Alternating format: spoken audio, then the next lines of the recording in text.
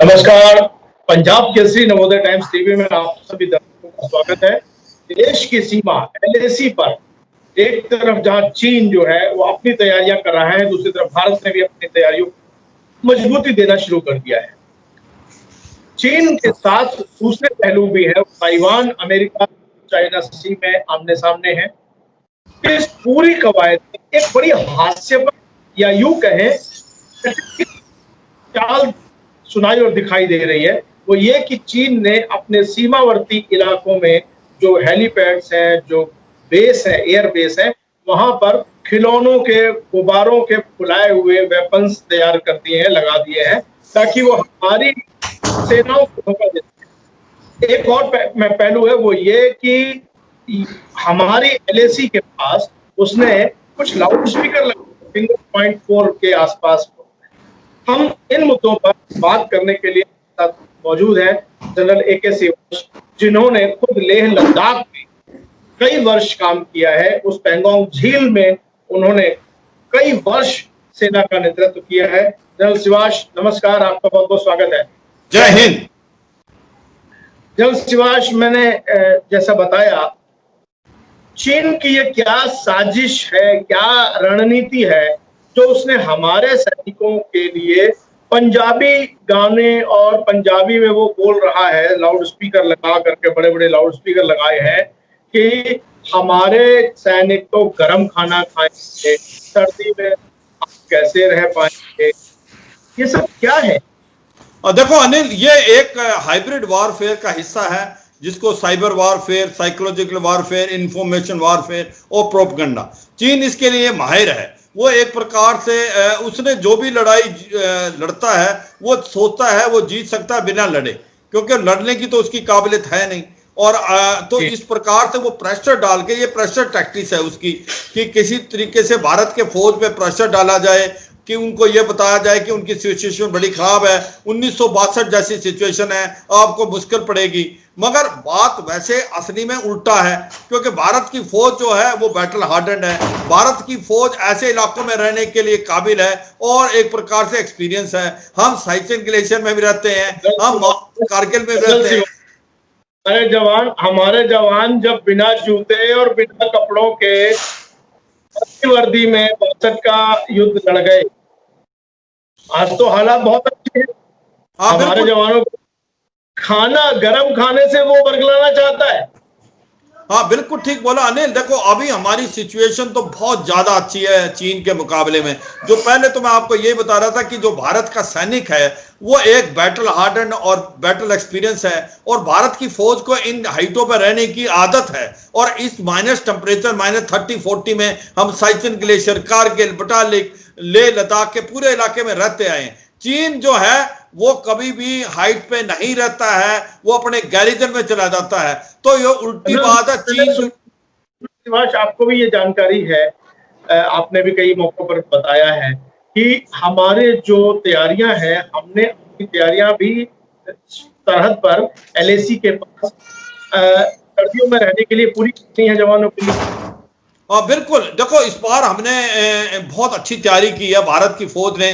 जब से ये आप कहो मई से, जब ये एक बार तनाव भारत और चीन के बीच में चलना स्टार्ट किया, तो भारत ने अपना मन बना लिया था कि हो सकता है ये लॉन्ग हॉल हो। तो जो नफरी हमारी ज्यादा आई है, करीब करीब 2 से 3 डिवीजन, उसका जो लॉजिस्टिक बिल्डअप था वो हमने शुरू से ही कर लिया। और आपको पता है कि हमारे पास 2 आर्टरीज हैं, एक तो जो आ रही है लद्दाख के लिए आपके श्रीनगर जो जिला होते हैं, और दूसरी रोहतांग पास से, मनाली से रोहतांग पास और ले, और तीसरी इस बार खुल गई है एक जो कि दारचा से लेके पदम से लेके नीमू, और नीमू से ले। तो हमारे जो सामान लॉजिस्टिक बिल्डअप कर लिया, हमारे पास वेपन, हमारे पास अम्युनिशन, हमारे पास ऑयल और लुब्रिकेंट, हमारे पास खाने की सामग्री, और हमारे पास स्पेशल इक्विपमेंट जो आपके काबिल तारीफ हैं, जो कि जैसे आपका कोट परका है, बूट RI है, और आपके स्पेशल टेंट हैं, हीटर्स हैं, थर्मस है, और जो भी चीज आपको हाई एल्टीट्यूड के लिए चाहिए और स्पेशल क्लोथिंग, वो सब ले।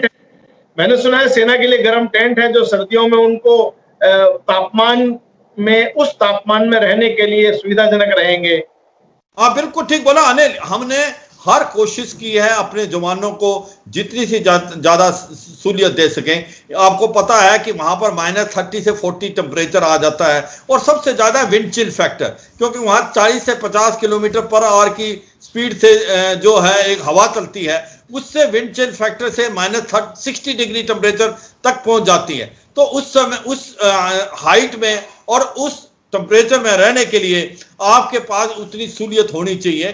तो यह सहूलियत जो है भारत ने अपनी फौज के लिए कराई है, यह एक काबिल तारीफ है, क्योंकि हम एक्सपीरियंस हैं। हम ग्लेशियर में 20,000 तक लड़ते हैं -50 टेम्परेचर में, तो कोई नई बात नहीं है भारत के लिए। भारत के लिए यह एक बात ऐसी है जैसे हम पहले करते रहे। यह नई बात तो चीन के लिए है। चीन की फौज एक चॉकलेट फेज है। चीन के फौज जो है वो वन चाइल्ड पॉलिसी की है, अर्बन एरिया की है, जबकि भारत की फौज रूरल बैकग्राउंड से आती है, हार्डन्ड है, बैटल एक्सपीरियंस है। तो प्रॉब्लम चीन को पड़ेगी, प्रॉब्लम भारत को नहीं। जनरल शिवाश, हिंद महासागर में चीन का जो पोत था वो पीछे चला गया है। अब अगर हम साउथ चाइना सी की वहां क्या हाल है? देखो, पहले तो मैं यही बताना चाहूंगा, जो आपने सही बोला अनिल, जो अपना इंडियन ओशन रीजन में है वहां पर भारत का जो दबदबा है, भारत का एयरक्राफ्ट कैरियर INS विक्रमादित्य, उसके बाद हमारी जो फ्रिगेट्स हैं और सबमरीन्स उसका पूरी की पूरी पेट्रोलिंग कर रही हैं, और अगर जरूरत पड़ी तो हम मलक्का स्टेट को चोक कर सकते हैं। अगर चीन का जो 70 से 80% ऑयल और ट्रेड जो मिडिल ईस्ट से वहीं से आता है, तो याद रखो अनिल, अगर लड़ाई होती है तो हम इसको चोक कर देंगे। और चीन के पास 40 से 50 दिन के ज्यादा सामग्री नहीं है लड़ने के लिए। तो चीन को यह समझ आना चाहिए इंडियन ओशन में हम इतने काबिल हैं, और उसको मालूम है कि भारत की नेवी बहुत काबिल है, बहुत भारी पड़ेगी चीन की नेवी पे, और इसको बोलते हैं चाइना का सॉफ्ट बैली।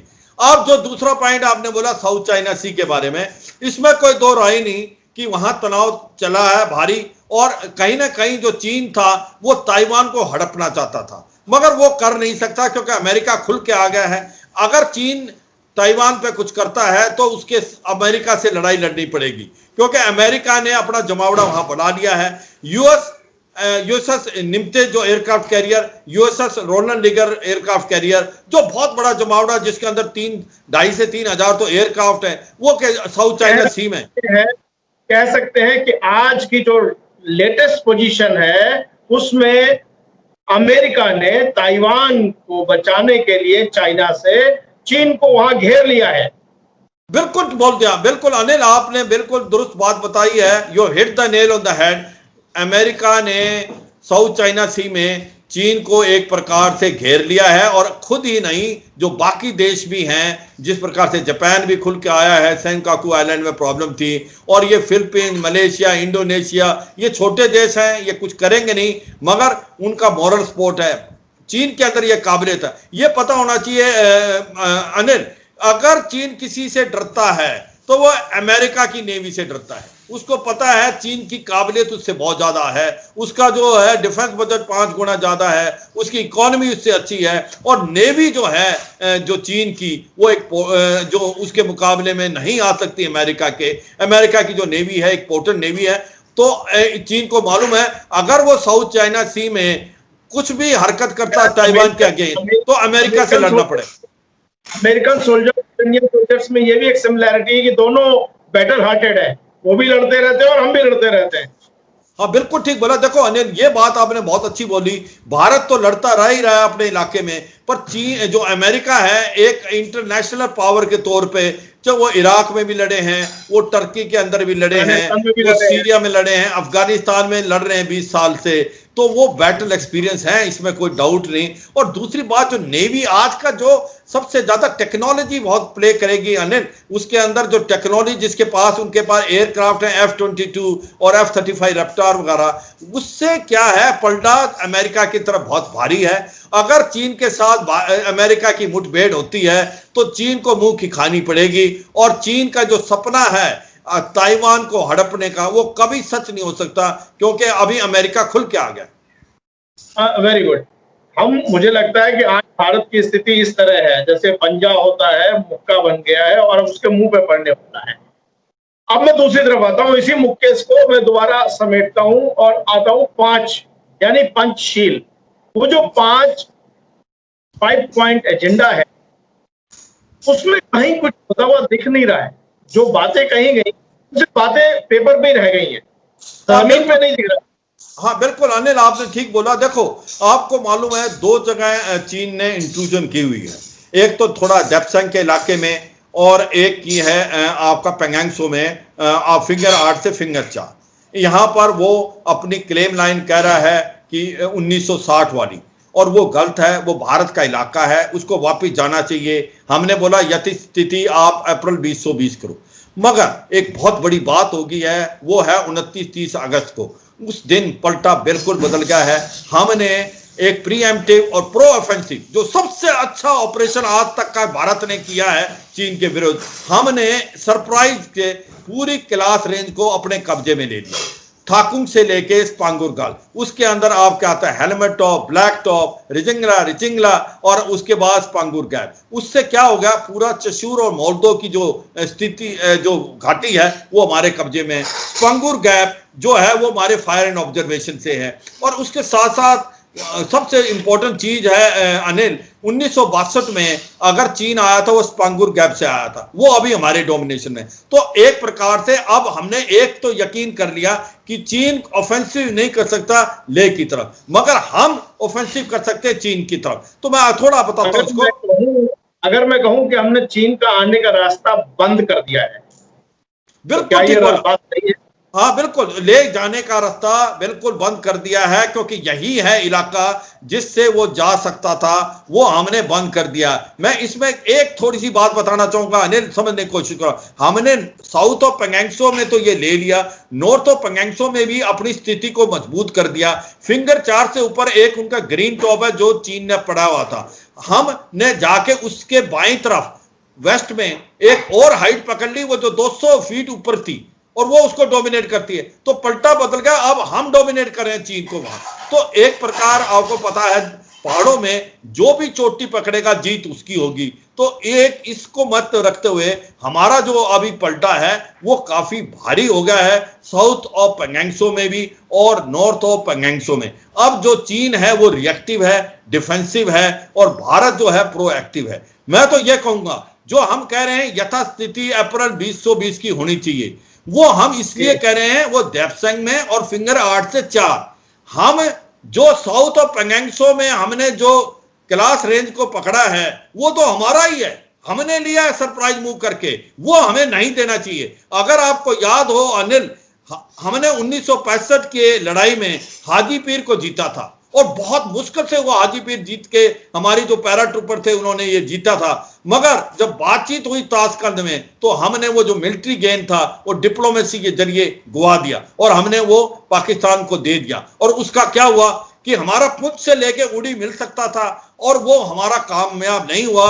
और आज हमने 1971 में भी ट्राई करी उसको लेने की, हाजी पीर हम दोबारा नहीं ले सके। अगर हम हाजी पीर नहीं देते 1965 में जो हमने जीता था, तो आज जम्मू और कश्मीर की हिस्ट्री कुछ और होती। ऐसा ही कुछ ऐसा है कि जो साउथ ऑफ पेंगेंगसो में जो हमने क्लास रेंज ली है, कुछ भी हो अभी हमने ये वापस चीन को नहीं देना चाहिए। चाहे हमें निगोशिएटिंग टेबल पे बैठ के भी हम ये कहें ये इलाका हमारा है, जो हमारा है, और हम चीन को एक बार प्रेशराइज करें, यथास्थिति अप्रैल 2020 की आप अपनाएं, आपके डेप्सेंग में भी और फिंगर 4 से लेके फिंगर 8 तक। मतलब मैं जो हम बात कर रहे थे 5 पॉइंट्स में से किसी पर भी वो काम नहीं कर रहा है, लेकिन वो काम कर रहा है कि उसने अपने जितने भी सीमा पर जितने एयर बेस हैं, 5-6 एयर बेस जो है, उनके एक रणनीतिकार है सू साहब जो है, उन्होंने खिलौने, बैलून से फुलाए हुए टैंक्स और वो सब रख दिए। ये क्या रणनीति है? क्या ये धोखा देने का एक, ये तो देखो डिकोय बोलते हैं अनिल, ये तो एक रणनीति की एक आप कह सकते हो एक प्लानिंग है। ये सारे देश करते हैं कि जब आप डेजर्ट के अंदर ऐसे डिकोय बना के रख दो, तो दुश्मन सोचेगा कि शायद आर्मर्ड कॉलम रखा हुआ है, जबकि वो कार्डबोर्ड के बने हुए हैं। मगर बड़ी बात यह है कि जो चीन है उसने अपने जितने भी एयरफील्ड हैं जो कि लाइन ऑफ एक्चुअल कंट्रोल के पास हैं, जिसके अंदर कास्कर भी आता है, होपिंग भी आता है, होटन भी आता है, गोरगोंसा भी आता है और कहीं ना कहीं लासा भी आता है, उसने इनको अपग्रेड किया है और इनकी एक तो रनवे बढ़ाया है और एक इनके हार्डन शेल्टर बना लिया अंडरग्राउंड, जिससे वो अपने एयरक्राफ्ट को प्रोटेक्ट कर सके। और क्या किया दूसरा इन्होंने कि इन पे आप J-20, J-10 और J-17 जैसे हवाई जहाज लेके आया। तो ये कोई डाउट नहीं कि जो चीन है उसने अपने कुछ एक समय में अपनी जो सैनिक शक्ति को बढ़ाने की कोशिश की है और इसी के साथ साथ इसने ये डिकॉयज लगाए हैं एयरफील्ड पे। अगर आप मान लो भारत की जो एयरफोर्स उस पर अटैक करती है तो रनवे की बजाय इन पे अटैक करे। सोचे ये असली में टैंक है, मगर वो टैंक या एयरक्राफ्ट नहीं, वो डिकॉय है। मगर भारत की जो फौज है वो काबिल है, हमारे पास ऐसे रडार हैं, दूध का दूध और पानी का पानी हम कर सकते हैं। और आज की तारीख में चीन जो है बहुत ही बैकफुट पे है और उसको अभी फेस सेविंग चाहिए। उसको डर ये है कि अभी he has bitten more than he can chew। अब शी जिनपिंग को ये नहीं पता छोड़ने तो मरे, खाएं तो मरे, तो ऐसी हालात है उसकी। यानी भारत में एक कहावत कही जाती है कि वो छछूंदर जो है वो गले आ गई है, वो ना निकली जा रही ना उगली जा रही है। और मजेदार बात यह है कि ये छछूंदर भी चीन की है और गला भी चीन का है और हमने सिर्फ मौके का फायदा उठाया है। भारत इस मौके का फायदा उठाते हुए अपनी आर्थिक, सामरिक और रणनीतिक ताकत को बढ़ाए। हम इस उम्मीद के साथ आपसे विदा लेते हैं। जनरल शिवाश, आप हमारे साथ जुड़े, आपका बहुत बहुत धन्यवाद। जय हिंद। जय हिंद।